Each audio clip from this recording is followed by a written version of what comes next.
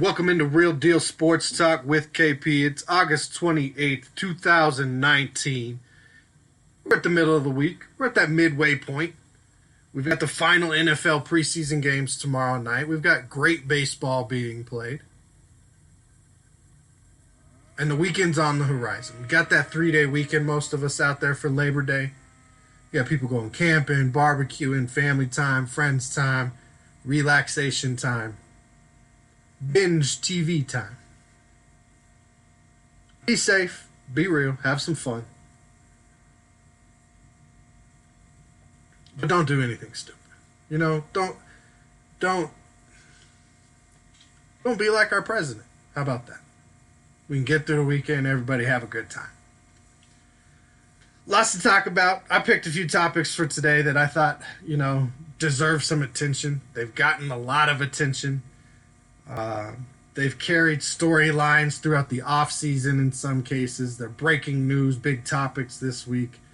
They're a shameless attempt to get somebody on the show. We've got Why I Love Sports. Gronkowski spoke this week. Cut downs this week from 90 to 53. But let's get into it. A lot of people talking this week that and booing this week and putting down and questioning and criticizing the choice of Andrew Luck. So really, who did the Colts dirtier over the last 2 years? Was it Andrew Luck, who, as we now know, had spoken to team officials, had spoken to some teammates prior to the announcement coming out during the game, who we now know the Colts had decided to hold a press conference on Sunday because they knew about it, did not control the situation, did not control the narrative. Andrew Luck walks away for health reasons. The grind of constantly rehabbing, of not having fun, of not getting to play the game, of always being injured, maybe not having that great of a medical staff in Indianapolis. That grind finally got to the point where a very intelligent person who did get to live out his dream, who was successful in his career, who did make it to 4 Pro Bowls, who was the number 1 pick, who has been to an AFC championship game, who earned a degree from Stanford, made a choice for him and his future. And for anybody to sit back and question, criticize, or boo him as he walks off the field is ridiculous, despicable, disgusting. Grow up. He does not owe you anything because he plays for a team you have chosen to root for. I'm as big a fan as anybody. I support the Lions through and through. I will never switch my loyalty. But guess what? When Calvin Johnson decided to walk away early in his career, I was okay with it. That's his choice. When Barry Sanders walked away early in his career, I was upset at the organization, but guess what? That was Barry's choice. Just like it's been every other player's choice, not ours, whether or not they do play, continue to play, or don't play, if they have the ability and somebody wanted to employ them. Unbelievable that anybody would go after him for being brave, for making a choice, for deciding his future beyond 30 years old is important to him. Wow, how messed up is that? He hurt my fantasy team. I already drafted him. He didn't let the Colts know ahead of time. You don't know that. What meeting were you in?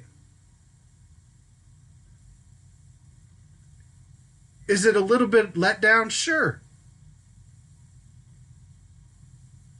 He's a good player. Who wouldn't want a good quarterback, a top flight quarterback on their team? But again, remember everybody, football is a game. A game. Remember that. I love the game. I love the sport. I hate the business side of it. But I am able to separate the fact that it is a game at the end of the day. And they go home and they have lives outside of that. And they're people outside of sports figures.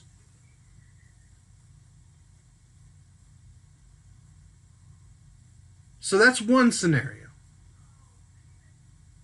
Or was it Josh McDaniels, who a little over a year ago signed on to be the Colts head coach, got a bunch of people and their families to change locations and move to Indianapolis to coach, got all of them signed up on contracts, and then quit, changed his mind, went back to New England, had them scrambling for a coach last minute. Everybody's already been picked apart. Now, Indianapolis was lucky. They found Frank Reich. They did really well there. He's going to continue to be a good coach.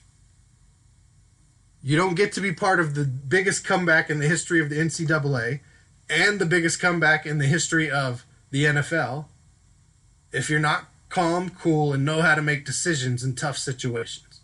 If you don't know the game, if you don't know how to work a defense. So the Colts lucked out. They got a really good, solid coach, and it looks like he will be for, years to come.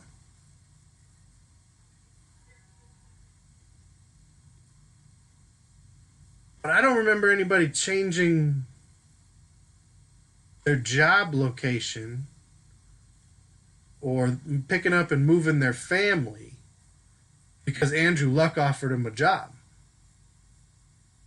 Now, luckily for those people, the Colts did keep almost all of them, if not all of them, on and honored those deals. Just like they chose to honor Luck's deal and let him keep his $25 million instead of going after it. So good for them there. But which one actually screwed the team a little more? In my opinion, Josh McDaniels. Because they didn't have a plan after that. They had to completely change direction. Who's left, who's available. Not, here's our guy, here's our plan, this is the direction we're moving. Now they're on that path. Now they have that direction. They didn't know what they were going to get. They got the best of what was left, and it turned out to be pretty damn good. Now, okay, what are the Colts left with without Andrew Luck? Well, they do have Jacoby Brissett. And everybody's saying the right things about him. And, they've got Chad Kelly. They're working out, reportedly, Brock Osweiler.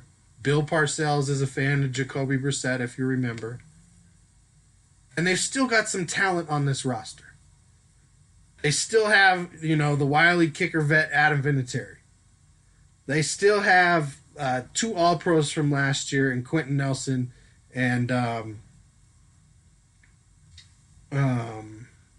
his name's escaping me right now. I'm going to have to look it up. Well, they've got Quentin Nelson. They've got Pierre Dizer over there, veteran guy. They've got Rock Ya-Sin, the young rookie, probably going to be the best rookie corner coming into the game. Rookie, but still, nonetheless, quality player. What is his name? Why can't I think of it? They've brought in Justin Houston from Kansas City. They have Jabal Sheard, who came over from New England a couple years ago. They have Margus Hunt, who's a nice little piece. They have Karan Reed as a veteran who's been around, 6-7 years now. I still can't remember his name, and I haven't apparently gotten to linebackers yet. They have, I must just start naming talent. Uh, Glowinski, their guard from West Virginia, 5-year guy. They have Zaire Franklin at linebacker. I like Darius Leonard is the guy's name that I could not think of. Sorry, stud linebacker. He, barring any injury in his career, is going to be a stud linebacker. He's going to finish with 150 tackles a year, some pass breakups, a few interceptions a year. The guy can play, and he's just a stud. Who else do I like on their roster? Who they got? Marlon Mack's a nice little running back. They bring in Charkandrick West from Kansas City, who's a nice little running back. They've got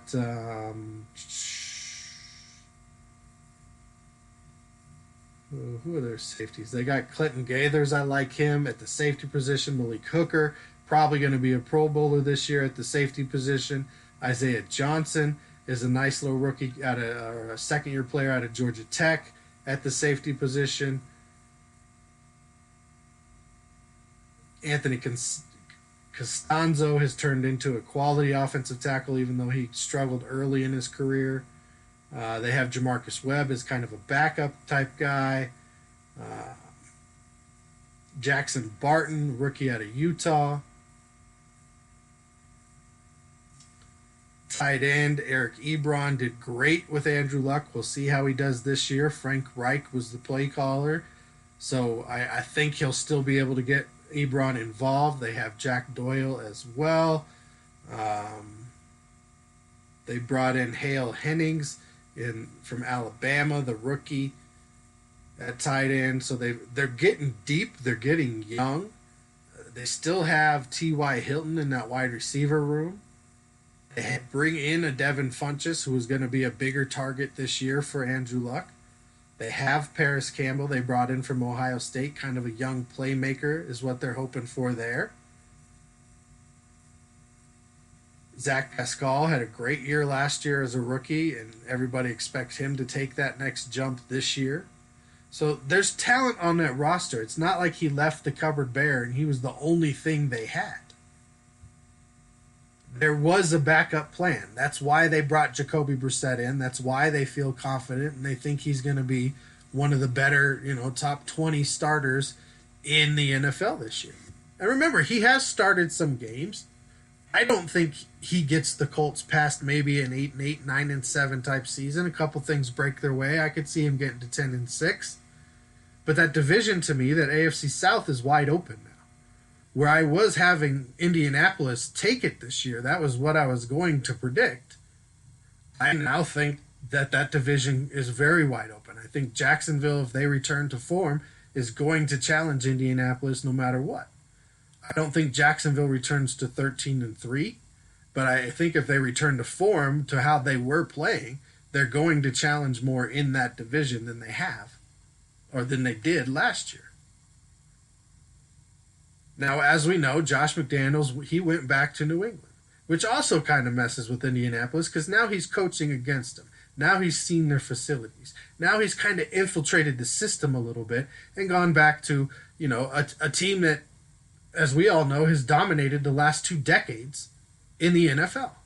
So that hurts. That stings. That's longevity. Andrew Luck's going to go down as a team favorite. He might work with the team in the future. He's going to be around the team as soon as, all the haters get over this nonsense and stop being ridiculous. But what I think Andrew Luck's going to move on to is the XFL. And not as a quarterback. As we know, his dad works there. It is an opportunity to still be around football. It's an opportunity to be forward thinking about the game or think of the game in at least a different way than what the NFL is doing. He can get a nice cushy job or some kind of executive position. So to me, it makes perfect sense for Andrew Luck at some point. You might hear this after the season or right before the XFL season starts in February or maybe shortly after that. I would expect in some capacity that Andrew Luck is going to join the XFL front office and help develop that league. He's intelligent. He knows football. He's got an in. He's a name that they can attach to help sell. I mean, honestly, I think that's the biggest reason his dad was brought in, so they could say Andrew Luck's dad. Andrew Luck's dad who did this in the NCAA. Andrew Luck, Andrew Luck, Andrew Luck. Which does nothing to the Colts. Doesn't affect them long term. It's a different league. To the NFL, they're beneath them. So ultimately, what was worse, Luck or McDaniels? Again, I say it was Josh McDaniels. To me, I would not have that guy, that spineless, no character having coach, on my team.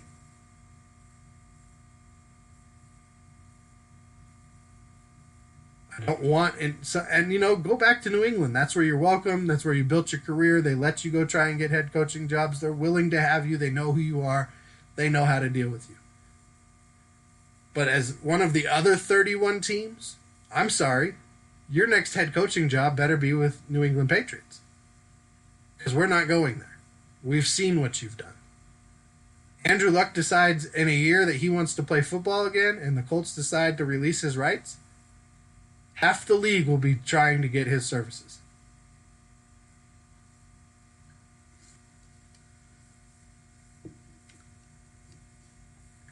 I think there should be a lot of TV shows right now, or TV stations, TV cable shows, cable channels, trying to hook up with the Los Angeles Lakers and do something along the lines of Hard Knocks for the Lakeshow.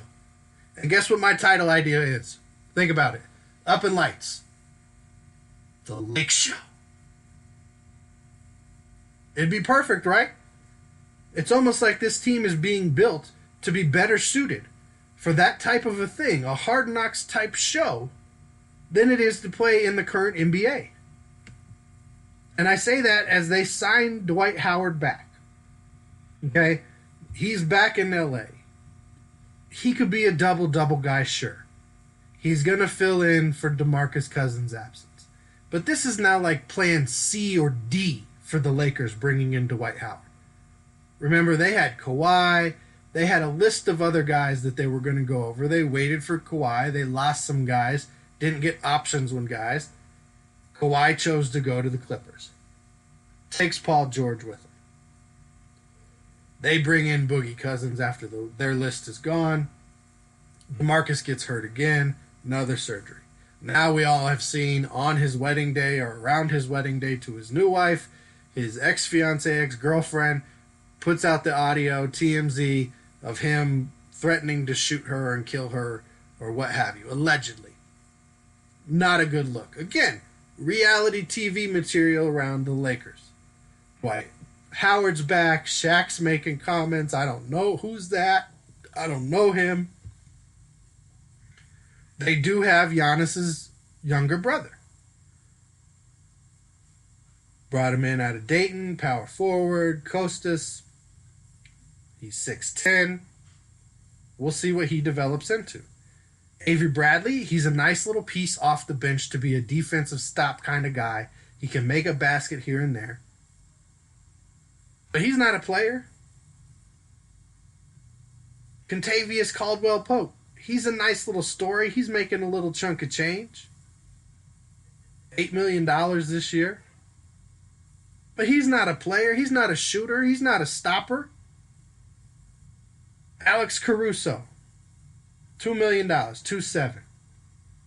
Okay, he's had a couple little spotlight moments. He's not competing in today's NBA for a title. Not unless this roster is an older version of the Zavitas Sabonis Cleveland Cavaliers that LeBron James with Larry Hughes and that roster went to the finals with. Quinn Cook. What did he do in Golden State? He had a couple three-pointers in that system. They didn't play him most of the time. There's a reason for that. DeMarcus Cousins goes down, and now he's got the allegations out there. We know the Anthony Davis saga recently. We know he's involved in Space Jam 2. We know he's the brow. We know he's got bigger aspirations to build his brand. Again, great reason to have the Lakeshow. Jared Dudley, he looks like Elmer Fudd. I know he's heard it. I know he's seen it all the time. It probably pisses the man off, but he looks like Elmer Fudd. There's your comedy relief on the Lake Show. Danny Green, he can talk about all the different championships and teams he's been on and coaches he's played with and who's better between Kawhi and LeBron. And Kawhi, I got my last 2 titles, and LeBron hasn't got me a title yet. So he could be like the gossipy one on the show. Dwight Howard, we know he's going to be drama. That's all his MO's been for several years. Then you got LeBron James, the big star, the sexy attraction. Kyle Kuzma, the young stud, the playboy who's coming up. JaVale McGee, he's joking around. He's that jokester guy on the show. Rajon Rondo, he's kind of like the angry uncle. And then you got Lance Stevenson, that weird neighbor, who's just kind of twitchy and around all the time. I'm telling you, this would be great. The personalities, the conflicts, it would make for great TV. But I don't see how this team stacks up in the West right now. I think they need somebody who can give them 15 to 20 points a night, even if it's off the bench, like a Melo, even if it's just for his shooting, because Melo can still play. Again, you can't tell me he's not one of the 12 best players on 30 teams in the NBA. That's all, he's not one of the top 300 players, really? Come on. And you put him with LeBron, you put him with a guy who's, yes, they're friends, but is going to know how to distribute to him and get him in his spots to make him successful. That will work. We saw it when Jason Kidd finally showed everybody that, yes, Carmelo Anthony is a baller. He's not just this young kid who came into the Nuggets and took a 20-win team and turned them into a playoff team for the next decade. He is a scorer. He just needs to be put in the right positions. And he's better than some of those names I listed off. So where would they stand up against the other teams in the West? Well, I don't take them over Golden State right now. I think Golden State still can outplay them. And then when Klay comes back, they make a big push at the end of the season and get a boost. I don't think they're better than the Clippers right now. I think the Clippers got a few more pieces than the Lakers do. I think losing DeMarcus Cousins changes things. Had they had him, the versatility of what they would have been able to do in the paint, to make space for some of those guys to be successful around the three-point line, with LeBron James being able to drive again, would have been different. I do think they're better than the Suns. I think they're better than the Kings right now. They're not better than the Nuggets. It's about a tie with the Timberwolves. They're better than Oklahoma City at this point. They're not better than Portland. They're not better than Utah. We'll see how Dallas develops with some of the talent they've brought in on their roster, but I would take the Lakers over the Mavericks right now. They're not better than Houston. They are better than Memphis.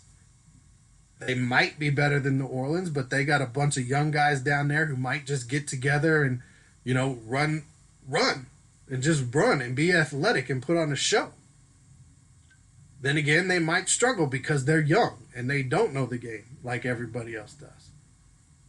So that one's a tough one. Talent-wise, youth-wise, you probably go with the Pelicans over what the Lakers have right now.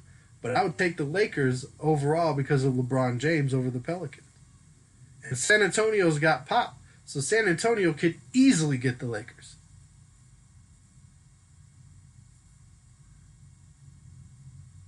I do like the Lakers roster again because of LeBron James over San Antonio. So they're about middle of the pack in the West right now. So no better than they were at the end of last season when they missed the playoffs. And now they've got these personality mixture they're trying to put together. And I know adding Melo to that group makes it even more of the Lake Show. But wouldn't it be entertaining? It wouldn't be like Gary Payton and Karl Malone joining the Lakers. Well, actually, it'd be pretty similar. But Anthony Davis is much younger. At that point, maybe Dwight Howard on his non-guaranteed deal is expendable.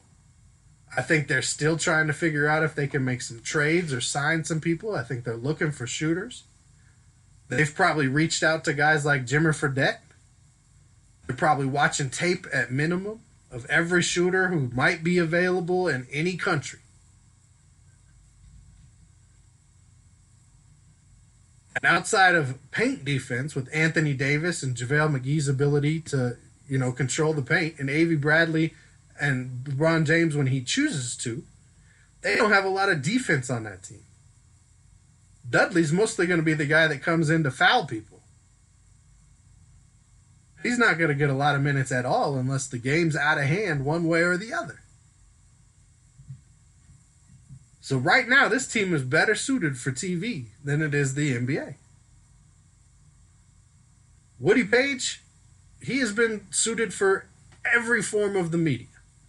Whether it's been when he wrote for the Denver Post or Rocky Mountain News, whether it's been on ESPN on the multiple shows that he's been a part of there, Cold Pizza, Around the Horn, other shows that he's appeared on, whether it's because he's part of the Pro Football Hall of Fame Selection Committee or Pro Baseball Hall of Fame voter, which I don't know how many of those double-ups there are. But now he's entered the world of podcasts, and he's going to be excellent at that as well. The Woody Page Podcast. You can listen to the Woody Page Podcast on Podcast One. And, Woody's been a guy, because I grew up in Denver, that through my dad, I've always followed. When he joined TV and I got to see him on TV and his chalkboard and just the way that he brought humor, liveliness, some realness, a little, not so much of the same old. I enjoyed that. I found it entertaining. I watched him. I kind of studied him a little bit. Because I found him entertaining and refreshing. And I didn't always agree with him. Sometimes I thought he was way off. But he's honorable with his reporting. He's respectable in his craft. I'd love to get him on my show, so let's try and get Woody on my show. Let's try and get me on his show. I would love to do that.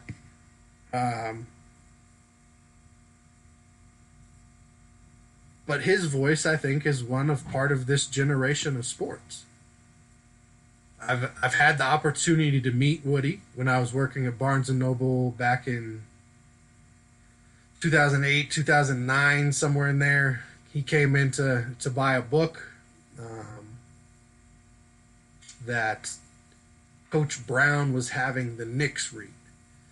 And we happened to have one copy left. I got to talk to him a little bit as we walked over to the sports and fitness section and got the book from the shelf. And he's a nice guy.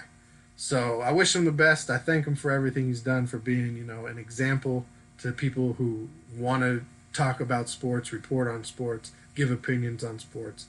And I wish him the best with the podcast, as in everything else. Another person that I'm wishing the best right now is Rob Gronkowski. I mean, hearing him speak this week, seeing him get emotional, and knowing what it feels like to be in that position, knowing what it feels like when you don't have the game anymore. Now, for him, it was a little different than me. For me, it was a physical thing, very much, after the car accident. But for him, as he's talked about, he lost the passion and the fun and the mental part. He couldn't put himself through that anymore.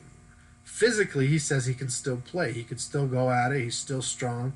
And we see it as he's at his CBD Medic event that he's partnering with now.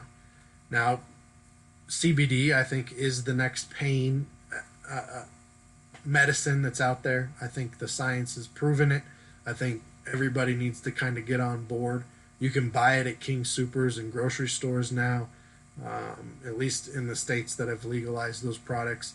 And the FDA has decriminalized hemp, and most of the CBDs that we have on our shelves are hemp products, not marijuana products. Marijuana will eventually be federally legal. There's too much money involved. The stocks in other countries that are selling the stocks are starting to make people a lot of money. And somebody in our government's going to realize that and decide they need to make the money off of it too. So eventually that will happen. How that will affect this door that people think he left open, being involved in this CBD company, because he said in 1 month and 3 months and 3 years, he doesn't know what he'll feel like. Maybe he would come back. That's just Gronk. He's not saying he's coming back. He's saying right now, mentally, he cannot do it. It's too emotionally taxing. He talked about crying after winning the Super Bowl and not out of enjoyment, out of the pain he was having from a deep thigh bruise, out of putting himself through that kind of physical abuse over and over again. And again, like Andrew Luck, he made a decision for him. It wasn't about football. It wasn't about the fans. It wasn't about the Patriots. I do think he is telling the truth when he says the only quarterback he wants to play with is Tom Brady. So I don't see him coming back and playing for another team. I don't see him coming back and playing for the Patriots. He's got other things to do. He's a young man. He's going to go live his life. He's going to be a Patriot great. Eventually, his name's going to go into some kind of Hall of Fame, Ring of Fame, maybe even at the Pro Football Hall of Fame.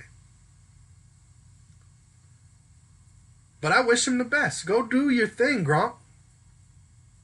Don't worry about everybody speculating. Don't worry about what the Patriots are going to do. Don't worry about if you need to save their season. Don't worry about if they look like they're going to win another Super Bowl. Just do you. Let the fans remember you for what you were. Remember the game for what it was. Eventually, as long as you've been playing, you will miss it. There will be an itch. But an itch does not outweigh the drive. If you don't have the drive, if you don't have that want to, you're not safe out on a football field. I was at one of the high schools that I partner with today, and I was listening to the young football players in the morning before school talk. And a couple of the kids had decided they didn't want to play football anymore, and they said, man, I was scared I was going to get cracked by so-and-so. And I started thinking to myself, it's a good thing they quit, because they would have gotten hurt. You cannot be scared when you're out there. You cannot not have your head on a swivel. You will get hurt. It is a very physical and can be a very dangerous game. And if your heart's not into it, your mind's not into it, you can't make your body, no kind of what shape you're in, be into it the same way as if your mind and body or your mind and heart was. So I'm glad those kids decided to walk away. I'm glad Gronk made the choice to worry about himself and worry about his health and what was best for him. I'm glad Andrew Luck did the same.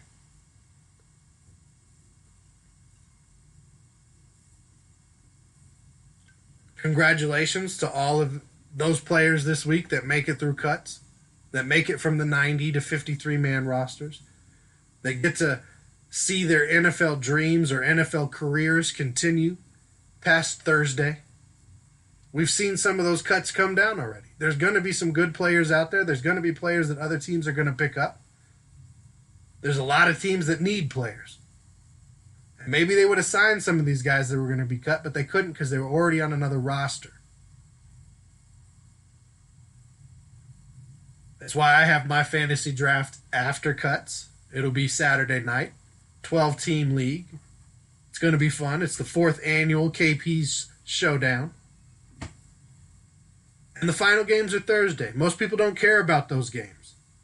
I like those games. I like those games because that's the back end of your roster. Those are the guys who want it the most, maybe don't have the most talent. Maybe nobody's really giving them a shot or they haven't gotten the reps. But on Thursday, they get to put some stuff on tape. They get to audition for 31 other teams, and they're auditioning for that team's practice squad. They're auditioning for a chance.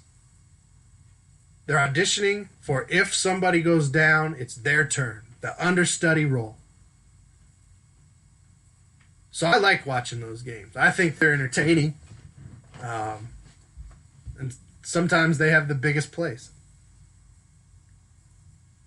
Why I love sports number 5. We're going to end the show with that today. Why I love sports is something I got from a friend of mine, Mike Fruitman. Mike's Stadium Sports Cards here in the Denver, Colorado area. And he, has his Why I Love Sports posts that he does on social media. And I thought it was a great idea. Something I thought would be, fun to add to the show, is just a little piece to add on at the end of the show sometimes.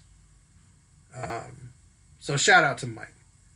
Why I love sports number 5. We see these things throughout different sports, mostly with football, mostly, well, and only on the collegiate level, really, where you've got this athlete, student athlete, who walked on or is paying his own way or had to try out multiple times and finally got a break. And um, you're in a team meeting or at a practice and something happens. And all of a sudden, this young athlete finds out that they now are on full scholarship and they don't have to pay to go to school anymore, to play on that team anymore. It's no longer tens of thousands of dollars that they don't have, that they're probably taking loans out for, that they're going to have to pay back so they can continue their athletic dreams as a student athlete. And last week we saw one where a pizza was delivered, and when the receipt was read to say who ordered it and what is it, and the coach is acting all stern, kid gets a full ride scholarship. But this week, Pat McAfee, former Indianapolis Colts punter, on his Pat McAfee show, surprised Indiana kicker who happened to be at the Colts stadium warming up, doing some punting, Nate Snyder. Pat McAfee shows up on the Jumbotron. He's talking to the team. He singles out Nate Snyder, talks about how he's been following his career and wanted to let him know. And before Pat McAfee is done announcing what's going to happen to this kid, he's kind of figured it out, and his teammates have already completely rushed the field and have surrounded him and are cheering. And then Pat McAfee says, "You're on full ride scholarship." And that joy and that pride and that excitement and that brotherhood and the way it made Nate Snyder feel, the way that feels to have that support, to earn that spot, to have it taken care of, I can only imagine is unbelievable. I know what it's like to be a part of the team. I don't know what it's like to be a full ride scholarship athlete. My car accident that ended my playing days was in high school. But the opportunities, the brotherhood, the friendships, the lifelong friendships that can come from it, the guys that I've met just because we can talk about football, that I now have friendships with, that have been NFL players and college players or coaches. The list goes on and on. And it's a common bond. It's something that you can get across, all kinds of different fields and avenues. But it's something special in sports. And that's why I love sports number 5. Until next time, you know how we do. Just be real.